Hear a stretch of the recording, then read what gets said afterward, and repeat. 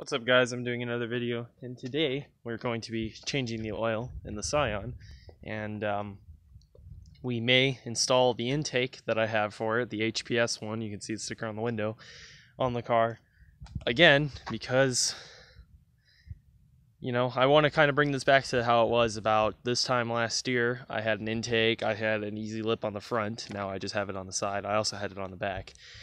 And I had my DNA Motorsports exhaust, and you know, the car was just a lot better, I think, than it is now. It had a little more going on, and it's kind of fallen back into its normal sort of state. And what I want to do is kind of clean it up a little, pull the stickers off of it, but then add a little bit to it. And also I'm going to do something with the interior. I'm thinking of doing all these little silver pieces that are in here, like across the radio bezel here, maybe these air vents, the steering wheel, and that shifter trim there in like a red color. I'm not gonna, I'll show you the color if I do make a video on it, but yeah, so anyway, we're gonna change the oil in the Scion. Now this was commented on one of my videos.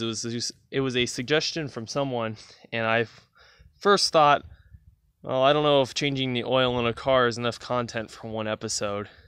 And then I thought, oh yeah, it's changing the oil in the Scion, which is pretty difficult and annoying. And yeah, so today we're going to be changing the oil in the Scion because it's quite the special process, for the lack of a better word. So yeah, let's get this car in the driveway. But first, I have to move the 07 Corolla because the Tercell's broke and it's up on jack stands, and the Corolla's broken there, so this Corolla needs to move out of the way. I have so many projects going on at one time. It's great.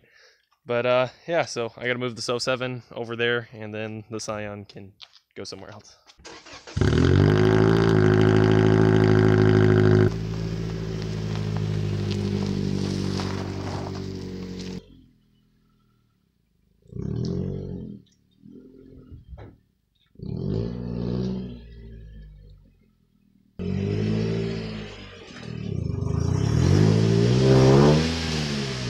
Oh yes, my old friend.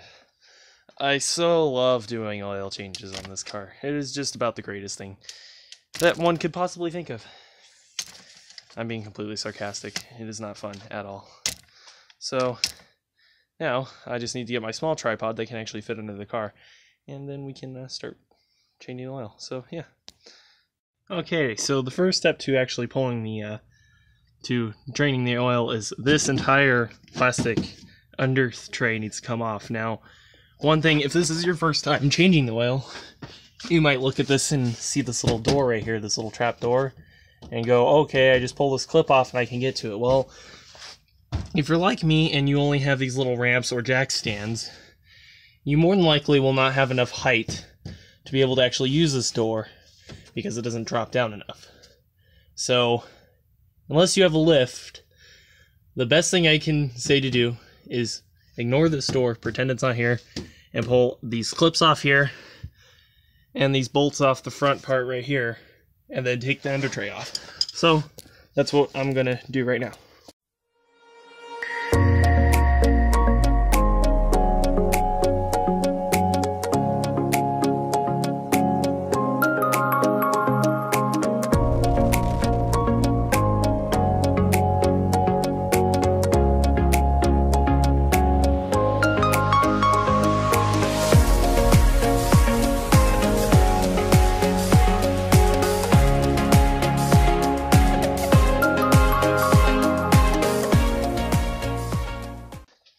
And finally, after 6 screws, this entire plastic under tray comes off. 6 screws and a bunch of freaking clips. This entire under tray comes out. One thing, just for reference, is there's 2 clips they use on this under tray. These ones here that are kind of long and big, and then these ones here which are just kind of a little smaller. These long and big ones go in the very back, and I think there's 3 of them. There's one. No, I guess there's just 2 of them. Yeah, these 2 go in the very back. Just letting you for future reference. So now, finally, we have access to the oil pan right there, and we can crack that bolt loose and start draining the oil out.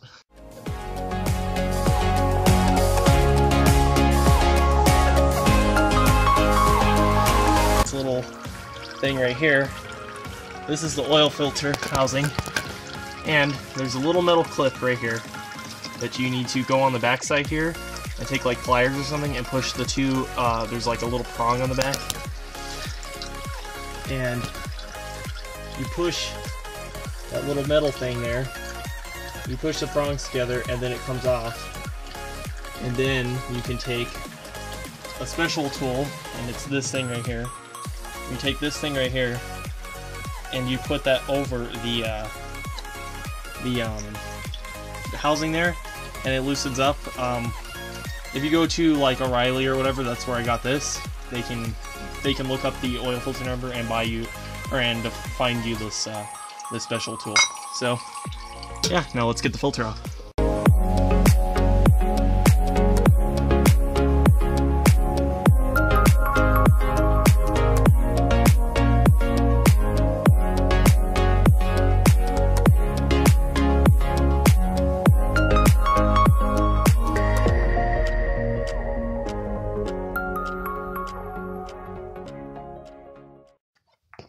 Okay, so now we have the housing here.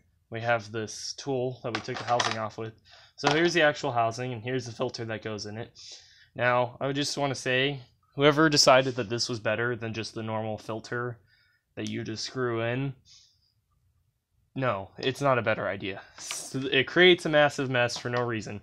But anyway, so here's the filter. Now, this just sits in here like this. We pull it off, and then there's this little O-ring that you'll see right past the threads here. Take a little screwdriver.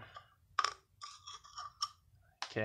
Now, on your new filter, which I use Fram, but you use whatever you want to, but the number is 1035-8.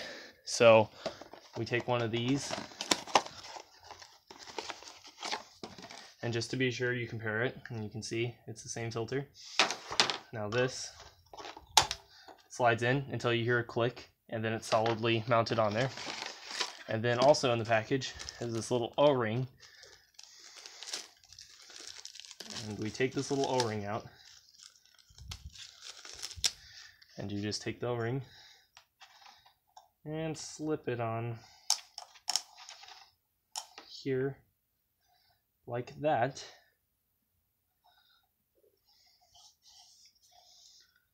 So now we have a new O-ring and a new filter, and we could just pop this in the car. And also the way this tool works is, you can see it has these three little prongs right here, or these three little notches, and on this side of this filter there's the three notches, and you can see it just sits in those three nicely, and then over here it pops that center into the center notch. So now all we have to do is take this this filter and screw it into the car. Now, like an idiot, I forgot to film, but this is just the reversal of the removal. You put the filter in over there, you throw that little clip in that I showed you, and then put the oil drain plug back in, obviously, and finally you gather all of your clips, which are already here. You gather all your various screws and clips, and you take your under tray and clean the oil off of it like I have, and because I made a mess. But yeah, take those clips and put the under tray back on.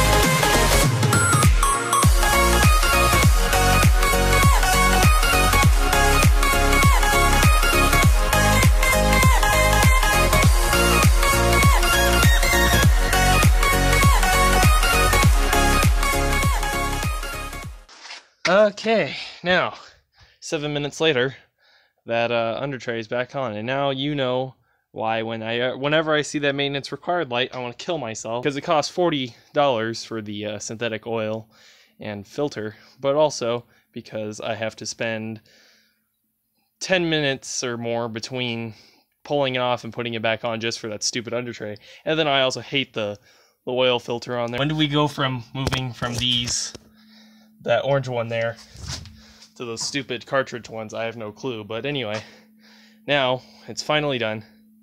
So I can add a, so I'm going to push the car off of these,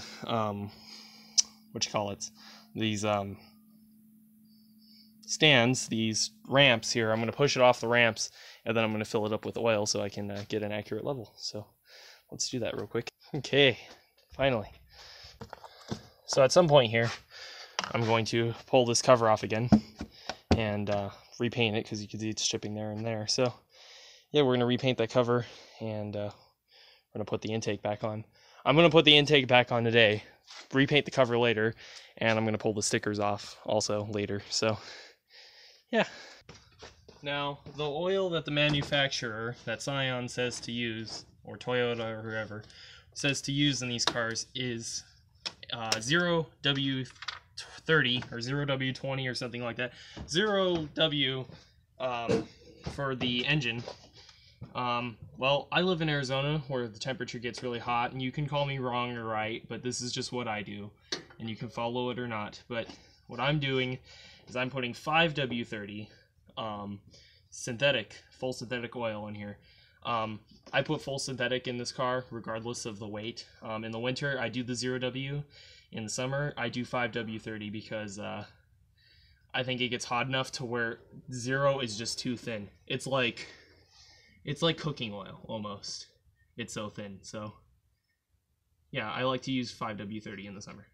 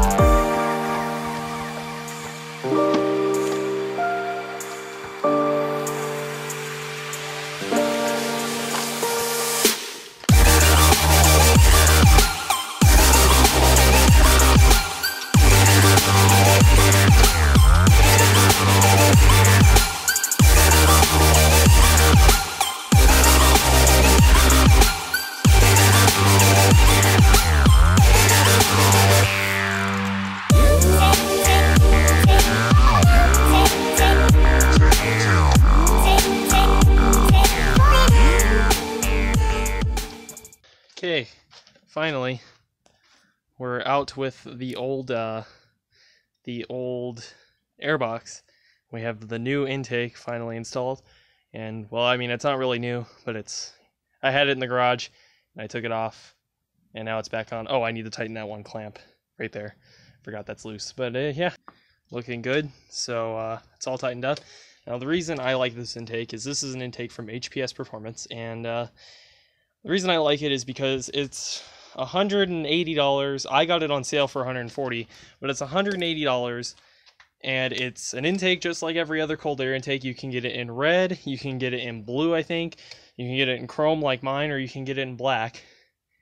And it's made from stainless steel or aluminum or something like that. It has good quality to it, and it comes with a K&N filter. Now, a K&N intake costs $300, and it's the same filter. It comes with the same K&N filter, so I think this is a better intake than the K&N one.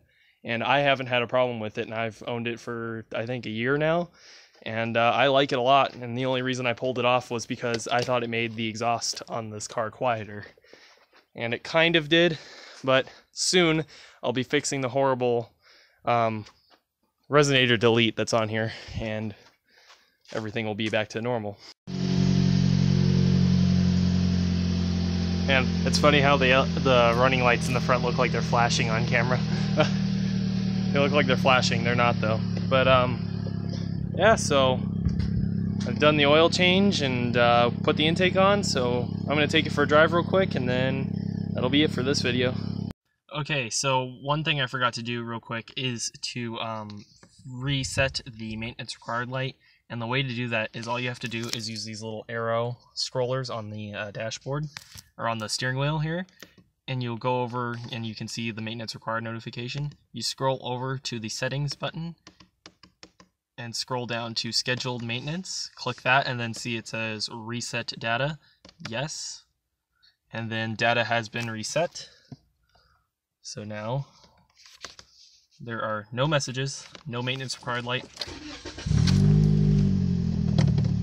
and you can finally drive your car without the maintenance required light on. Alright, so I just put the intake back on and I took a drive, and man, I forgot how much the intake makes this car feel. Like, it makes it more alive. I don't know. I don't know if I would say it's faster. I mean, it definitely felt like it when I first went down the road, but now it kind of feels normal. So I don't know if it actually is faster, but you get this almost like this little vibration through the pedal, which doesn't sound good, but like it doesn't sound good for me to say that, but like it feels kind of cool. It gives it more like you're driving the car. It gives you more of like a one with the car sort of feeling, and it's really good. And you can hear it. It actually makes the exhaust a little more throaty. The exhaust is still terrible, but it's almost a little more throaty, and it's actually tolerable now. So yeah, I'm actually I don't know why I took the intake off, but I made a mistake. So anyways, guys, intake's back on, oil change, and car's ready. So in the next episode, we're going to paint the inside trims of the interior here, these little silver pieces, and probably take the stickers off, and then in another episode we're going to do the fog lights, put an easy lip on the front, and what else? Oh yeah, fog lights, easy lip. I think that's it. And then the car's good. So anyways, guys, thanks for watching. I hope you enjoyed. And if you did, please hit that like button, and also consider subscribing for more content. And yeah, comment if you have any questions. I'll be happy to answer them, or comment suggestions for videos. But anyways, guys, thanks for watching. Hope you enjoyed. Bye.